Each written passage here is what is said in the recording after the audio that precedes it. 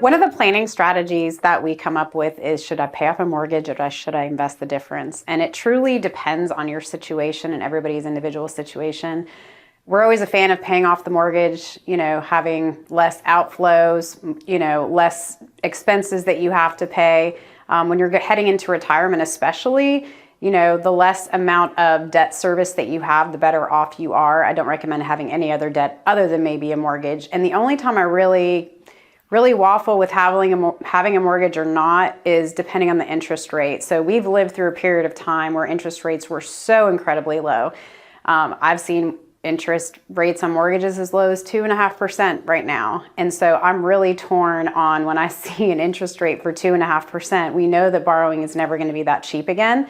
And if you can take that instead of, let's say your mortgage is $250,000, if you could leave $250,000 invested in an account, earning maybe S&P 500 rates, or even earning 6.5% if it's a mix of the S&P 500 and maybe some bonds, if you can make the spread on that, that's very powerful, because your home is an asset that it's more of a use asset. While it can appreciate, it's not cash flowing for you. It's not really an investment. It can appreciate, and over time when you go to sell it, you could get the proceeds out of it. But if you can take that $250,000 and invest it and allow it to grow for you, you're really making the difference on that. So it allows you to grow your wealth, although I'm not a proponent of being leveraged. The only way it works is if you actually invest it. If you're spending the difference or spending down that $250,000, then that doesn't work at all. It's almost a forced savings for individuals who, haven't saved a lot.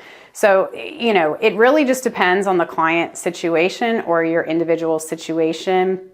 When we run plans, we do assume that clients are looking at paying off their mortgage. Right now, mortgage rates are in the 7% range, although those are coming down.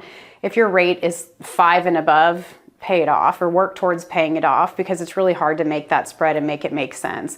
But again, with the rates that are locked in from years past, over the last few years when they were down 2 to 3.5%, then maybe you could look at doing something like that.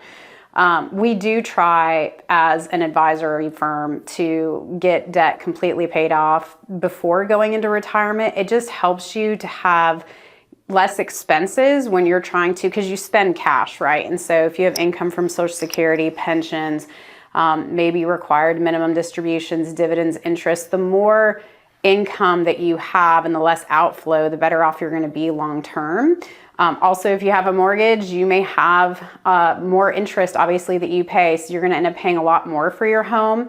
Most of the time that's tax deductible. However, the standard deduction went up so high that many of us don't even get the tax deduction on that anymore. So your effective rate used to be much less when you had a tax deduction, and maybe it isn't now. So there's a lot of things to take into consideration, but if you can pay it off, we're a fan of paying it off. But again, if you're in that special circumstance where you have, 2.5 to 4, maybe think about it, talk about it, and figure out if it makes sense for you to invest the difference. Reach out if you have any questions. We're happy to run some calculations for you.